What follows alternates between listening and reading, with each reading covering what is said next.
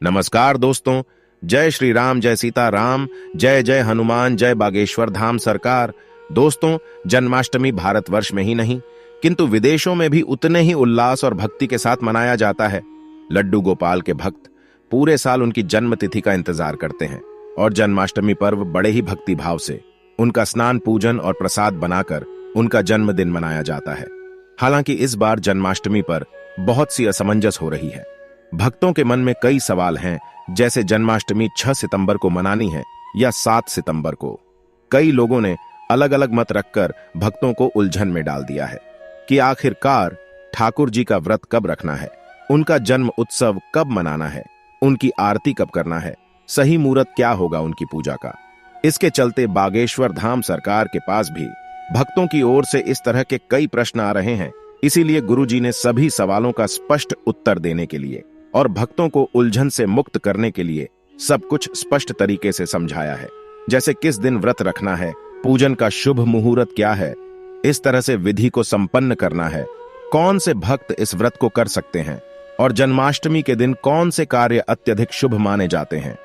तो यदि आप भी इन सभी सवालों का उत्तर ढूंढ रहे थे तो इस वीडियो को अंत तक देखना ना भूलें। दोस्तों, स्वागत है आपका प्राचीन ज्ञान पर। आगे बढ़ने से पहले वीडियो को लाइक और चैनल को सब्सक्राइब जरूर कर दें, जिससे कि श्री बागेश्वर बालाजी की कृपा आप पर सदैव बनी रहे। चलिए वीडियो में आगे बढ़ते हैं। दोस्तों, गुरुजी बताते हैं कि श्री कृष्ण का जन्म अत्यंत ही शुभ घड़ी में हुआ था। उस दिन बुधवार का दिन था और रोहिणी नक्षत्र में उनका जन्म हुआ और उस दिन तिथि अष्टमी थी। श्री कृष्ण भगवान विष्णु के 8वें अवतार हैं और उनकी तिथि भी सबसे आदित्य थी। इस बार कई भक्त इस उलझन में हैं कि कब लड्डू गोपाल का जन्मोत्सव मनाना है, जन्माष्टमी की सही तारीख क्या है, 6 सितंबर या 7 सितंबर, क्योंकि इस दिन अष्टमी तिथि 2 दिनों तक चलेगी और इसके अलावा रोहिणी नक्षत्र भी 2 दिनों तक देखा जा सकता है। इस परेशानी में हमें जन्माष्टमी कब मनानी चाहिए और किस दिन व्रत धारण करना चाहिए, इस पर सारे भक्त असमंजस में पड़ चुके हैं। गुरुजी ने जन्माष्टमी से संबंधित हर तरह की जानकारी अपने भक्तों के साथ साझा की है और कहा है कि जन्माष्टमी एक ऐसा उत्सव है जिसका पुण्य 100 एकादशियों के व्रत के समान प्राप्त होता है। दोस्तों, जन्माष्टमी के दिन कुछ महत्वपूर्ण कार्यों को अवश्य करना चाहिए, जिससे आपके ऊपर ठाकुर जी की सदैव ही कृपा बरसती रहे। वे कहते हैं कि कई बार हम केवल रात को जन्माष्टमी की तैयारियां करते हैं, सजावट करते हैं, लड्डू गोपाल का झूला सजाते हैं, भोग चढ़ाते हैं, किंतु पूरे दिन कुछ ऐसे कार्य करते हैं जो हमें भूल कर भी नहीं करना चाहिए, जिससे हमें जन्माष्टमी का पूरा फल नहीं मिलता। इसलिए आपको गुरुजी के बताए हुए उन कार्यों को अवश्य करना चाहिए ताकि आप जन्माष्टमी का पूरा फल प्राप्त कर सकें। चलिए सबसे पहले जानते हैं कि ऐसे कौन से कार्य हैं जो हमें जन्माष्टमी पर अवश्य करना चाहिए। गुरुजी के अनुसार सबसे पहला कार्य जो है वो सुबह जल्दी उठकर गौशाला में जाना है।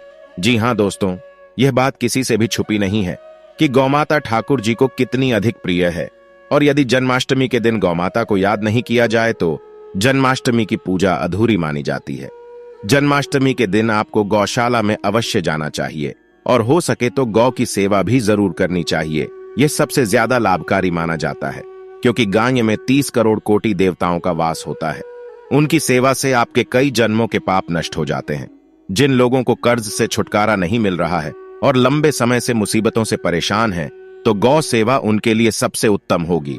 गौशाला में गायों को भोजन करवाएं और कुछ पैसे भी अवश्य दान करें। दूसरा महत्वपूर्ण कार्य है गौमूत्र का छिड़काव। जी हाँ दोस्तों, जब किसी घर में गौमूत्र से छिड़काव किया जाता है तो हमारे गोपाल इस कार्य से अधिक प्रसन्न होते हैं। जन्माष्टमी पर तो यह कार्य अवश्य ही करें। जिस जगह पर आप ठाकुर जी की पूजा करना चाहते हैं वहां सबसे पहले गौमूत्र का छिड़काव करने के पश्चात पूजन करें।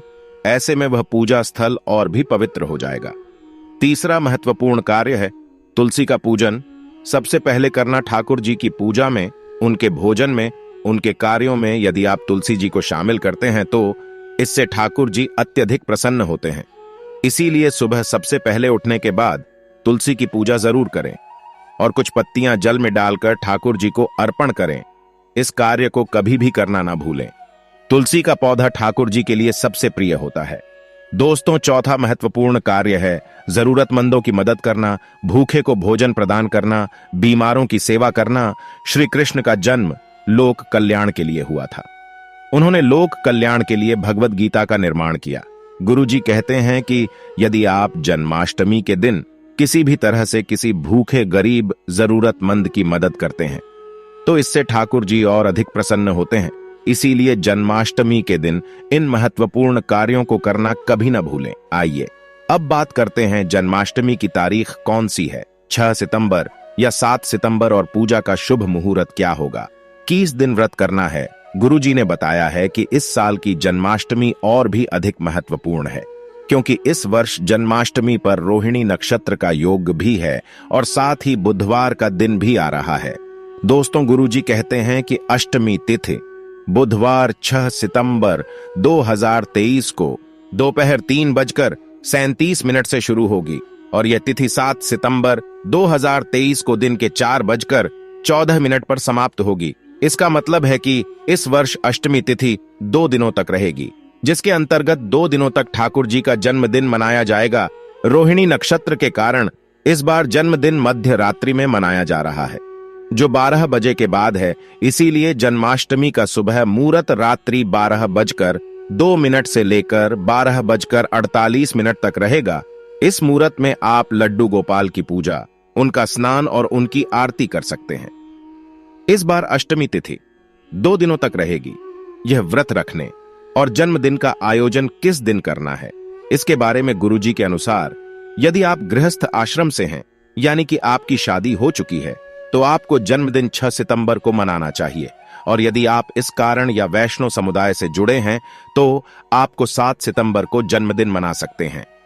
दोस्तों, गुरुजी कहते हैं कि यदि आप जन्माष्टमी का व्रत रख रहे हैं तो इस साल आपको 7 सितंबर की सुबह से रखना होगा, क्योंकि रोहिणी नक्षत्र के कारण व्रत का पारण दूसरे दिन सुबह ही किया जा सकता है।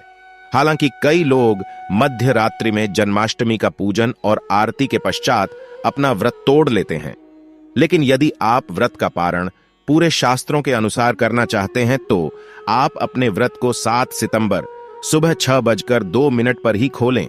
रात्रि को ठाकुर जी का प्रसाद आप अवश्य ग्रहण कर सकते हैं। आइए बात करते हैं पूजा विधि की। तो गुरुजी कहते हैं कि जन्माष्टमी की पूजा विधि के अनुसार सबसे पहले ठाकुर जी को स्नान कराया जाता है। स्नान के लिए दूध, दही, शहद, केसर और घी का उपयोग किया जाता है। इसके बाद उन्हें साफ सुथरे वस्त्र पहनाए जाते हैं, उनके हाथ में बांसुरी दी जाती है और माथे पर चंदन का तिलक लगाया जाता है। सर पर मोरपंख धारण किया जाता है और उन्हें गहने पहनाए जाते हैं, जैसे कि वैजयंती माला। दोस्तों, गुरुजी के अनुसार लड्डू गोपाल के भोजन के प्रसाद में सबसे पहले तुलसी के पत्ते डालने चाहिए। इसके बाद भोग में माखन रखना चाहिए और इसके अलावा मिष्ठान, मखाने, सूखे मेवे, फल और खीर पूड़ी का भी भोग ठाकुर जी को चढ़ाया जा सकता है। ठाकुर जी के भोग और बाकी तैयारियां पहले से ही करके रख लेनी चाहिए, क्योंकि 12 बजे के बाद आपको ठाकुर जी की पूजा और आरती शुरू कर देनी है। उन्हें झूला झुलाकर, उनके आगमन में गीत गाकर और उनकी स्तुति करनी चाहिए। दोस्तों, जन्माष्टमी का सुबह मुहूर्त मध्य रात्रि 12 बजे से ही शुरू होता है, जिसमें पूजा करना और जन्मदिन मनाना अत्यंत शुभ माना जाता है।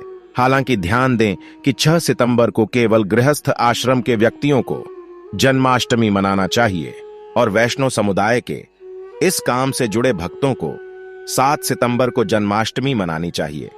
तो आशा करते हैं कि दोस्तों, इस वर्ष जन्माष्टमी की पूजा को लेकर जो भी असमंजस भक्तों में चल रही थी, अब इस वीडियो के बाद समाप्त हो गई होगी। उम्मीद करते हैं दोस्तों की गुरुजी की बताई हुई ये बातें आपको जरूर पसंद आई होगी।